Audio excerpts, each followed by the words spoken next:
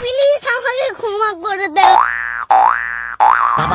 দেখছো তোমার লে কত বড় ফুকনিটা রাইখা দিছে। সে যখন নেচে নেচে চলছিল তখন একটি মাছ তাকে খাওয়ার জন্য তাড়া করে, আবার একটি মাছ সামনে থেকে তাড়া করে তাকে খাওয়ার জন্য।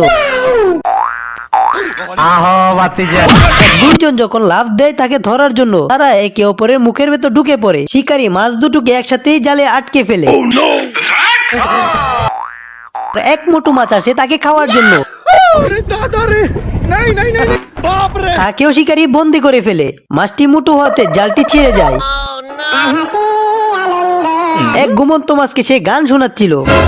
আরে এই মাছ তো ঘুমাইতেছে না, সে তো অভিনয় করতেছে। সে যখন মাছটিকে পরীক্ষা করতে যায়,